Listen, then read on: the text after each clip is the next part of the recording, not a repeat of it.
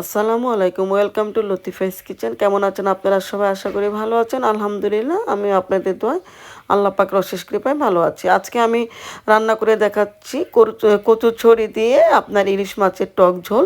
তো এখানে আমি ছড়িগুলোকে পরিষ্কার করে সেখানে আমি দিয়ে দিয়েছি একটু হলুদ আর একটু লবণ, স্বাদ মতো লবণ দিয়ে জাস্ট আমি সিদ্ধ করতে বসিয়ে দিয়েছি এবং প্রায় পাতিলটা ভরে আমি পানি দিয়েছি। অন্য দিক দিয়ে আমি মাছের পিসেসগুলো নিয়েছি, লেজ, মাথা আর লেজের যে একদম লাস্টের পিসেসগুলো থাকে ওগুলোকে আমি নিয়েছি। তো ওখানে আমি একটু লবণ আর হলুদ দিয়ে কড়া করে ভেজে নিচ্ছি। এখানে আমার ছড়িগুলো সিদ্ধ হয়ে গেছে, আমি পেঁচুলার দিয়ে খুব ভালোভাবে ওগুলাকে ভেঙে ভেঙে দিচ্ছি। তারপরে এখানে আমি ভেঙে কেটে রাখা আমার 3টা মিডিয়াম আপনার টমেটো কেটে নিয়েছি, সেটা দিয়ে দিলাম। তার সাথে আমি দিয়েছি আপনার পাউডার, মরিচের পাউডার আর ধনিয়ার পাউডার। হলুদটা আমার আগে দেওয়া, সেজন্য আর দেবো না। আর এখানে দিয়ে দেব আমি তেঁতুল, টক হওয়ার জন্য। তো এগুলো সব কিছু দিয়ে আমি ভালোভাবে রান্না করতে দিব যতক্ষণ না পর্যন্ত এটা একদম খুলে খুলে আপনার কমে একদম গাঢ় না হবে। তো দেখতে পাবেন কিভাবে গাঢ় হয়ে যায়, সেই গাঢ় হওয়া পর্যন্ত এটাকে আমি রান্না করব। এদিক দিয়ে আমি কয়েকটা রসুন থেতলে দিয়ে দিয়েছি।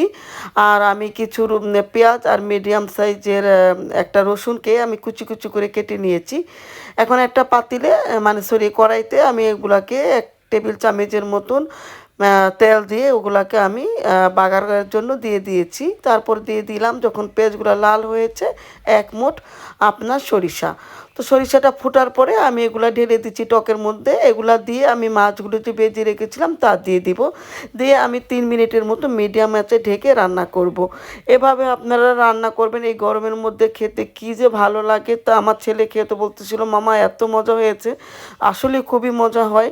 আর মাছটা আস্ত দিলে বাচ্চারা ইজিলি খেতে পারে, সেই জন্য আমি মাছটা ভেজে দিয়েছি।